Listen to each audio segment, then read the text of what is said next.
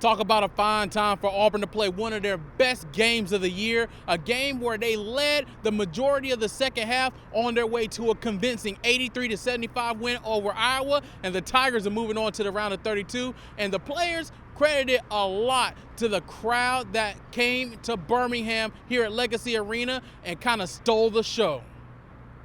I mean, yeah, like he said, I mean, y'all was out there, y'all heard the crowd, they was electric, they give us energy. We feel off the energy a little bit, they helped us in the second half a lot, just give us momentum. And head coach Bruce Pearl says that this team has come a long way this season, and it was a good time for them to put together one of their most complete performances of the year. Well, I mean, it played a great role, but guys, this is Birmingham, Alabama. This is football country, and we dominate, and I'm really proud of that. But we look like a basketball state today. Alabama took care of their business today early on. They filled the building.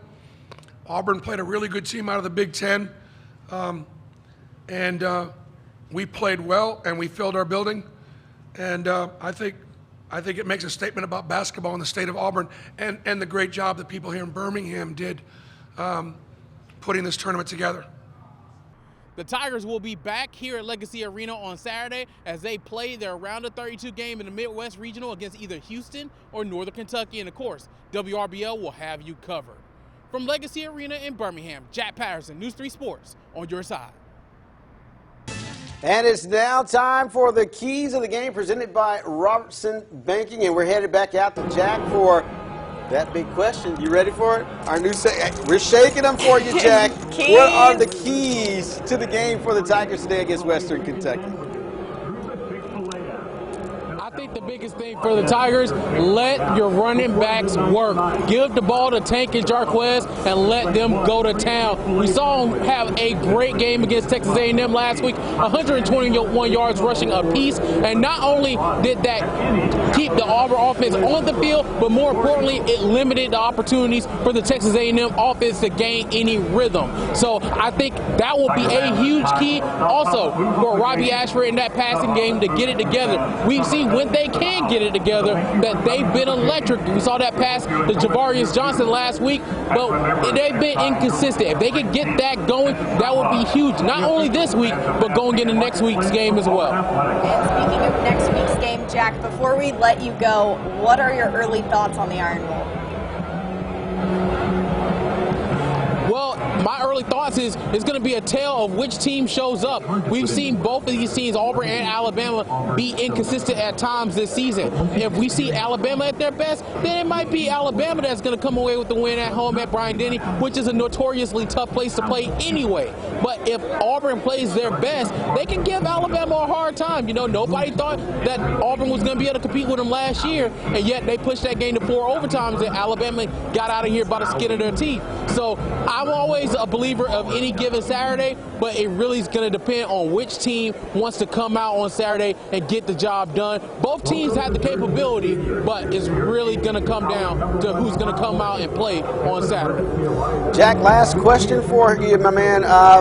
Today, Auburn has shown that they have plenty of fight, a lot of grit. Is it going to be win number 2 for Cardell Williams today?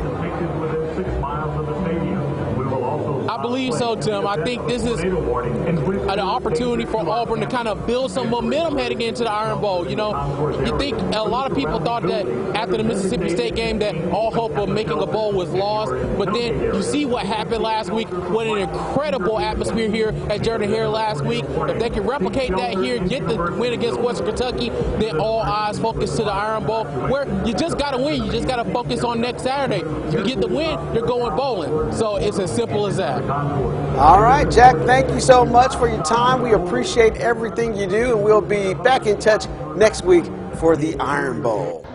Hey everybody, what's up and what's good? Sports Director Jack Patterson at Legacy Arena at the BJCC in Birmingham. The final day of the AHSAA basketball season. We have 2 teams playing for state championships. The Central Red Devils will come a little bit later, but early on, the Valley Rams 32-0, looking for the state championship and the perfect season in their final game in program history. They take on Charles Henderson for the 5A state title.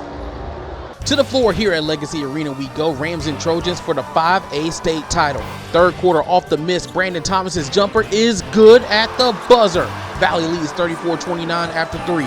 Fourth quarter now, Cameron Dooley picks the pocket. He fires it up to Thomas, who takes flight for a major rack attack. Rams up by 7. But the Trojans would not go away easily. Austin Cross buries the corner 3, and it's a 3-point game. Now ensuing possession, the quick inbounds to Jamarius Martin. The layup is good. Valley leads 44-39. Late in the fourth is Cameron Dooley again with the steal, coast to coast for the layup. That makes it 48-40. He's your tournament MVP. That is it. The final season in Valley history.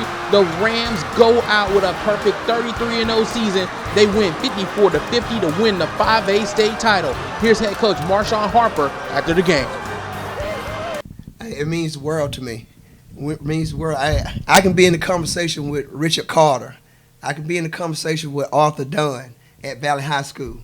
But I can be in the conversation, I'm the only one that won a state title at Valley High School. So that's special, very special. Hey, I played at Valley High, like I said, hey, I sweat blue and orange. I've been on that battlefield, been through the wars, been up through the ups and downs, hey, and to win it like this, being 33-0, is special. Congratulations to the Rams. The final ride ends 33-0 with the 5A state championship. The blue map heading back to Chambers County. That's going to do it for me here at Legacy Arena right now. We'll have the Central Red Devils later tonight. But Championship Saturday rolls on in Georgia. And for that, we send things over to sports anchor Tyler Redmond at Fort Valley State University. Hey everybody, what's up and what's good? Heading into this regional, the biggest thing that Auburn had to fix if they were going to have any success was the lack of offense that plagued them in their last series against Kentucky and in their loss in the SEC tournament. The Tigers fixed that in the first inning, and it was on from there as they knock off Southeastern Louisiana in game 1 of their regional. The Tigers brought the boomsticks early in this one, scoring 11 runs in the first inning, highlighted by 2 Kate Foster home runs, 1 from each side of the plate, and the Tigers were off and running, and is exactly what head coach Butch Thompson wanted to see from his team. But just to battle adversity, this team's been consistent. You know, we were facing something tonight. The model of consistency with our program is we haven't lost more than 2 games consecutively this year. And we were staring that in the face in the first game of a regional tonight. So the first inning kind of did a good job of taking care of that. But the guys have been consistent for us. Whenever we've met challenges, I can't remember a time I've coached in 20 years in the SEC being a part of a team that hadn't went on some kind of run to lose more than 2 ball games at any point in time of the year. So the consistency's been great. So with the win here on Friday night, the Tigers now advance to the second round. They stay in the winner's bracket, and they'll face off with Florida State Saturday night at 7 Eastern. On your side, from Plaisman Park in Auburn, Jack Patterson, News 3 Sports, on your side. Jack Patterson was in Atlanta and recaps this dominant performance. The million-dollar question heading into the season opener for the Georgia Bulldogs, could they replicate the success they had last season on their way to the national championship? It didn't take long for that answer to be a resounding yes in their 49-3 win over Oregon. It was a total team effort on Saturday for Georgia. The offense outgained Oregon by nearly 250 yards, led by Stetson Bennett's 25-for-31 performance for 368 yards passing and 3 total touchdowns. If you ask him, he's never played better. Yeah, probably. Probably the best one I've played. Yeah, I'd say probably the off season. All the work, putting it in with these guys. Year 3 in the offense.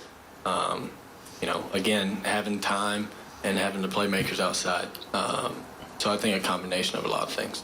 The defense also came through, holding Auburn transfer quarterback Bo Nix to just 173 yards passing and 2 interceptions, holding Oregon out of the end zone as a team. Head coach Kirby Smart made a point that even though Georgia has reached the mountaintop of college football, they will still be aggressive in their play. I was really proud of the way our kids played. We tried to talk about coming out and playing as we were hunting, and we wanted to play connected football. That was all we talked about all week. We're going to play connected. We're going to play aggressive. We're going to be the hunter. Kids kind of bought into that theme, and they like playing here. A successful season opener for the Dogs here at Mercedes-Benz Stadium. They look to go 2-0 next week when they host Sanford in their home opener at Sanford Stadium. For now, from Mercedes-Benz Stadium in Atlanta, Jack Patterson, News 3 Sports, on your side.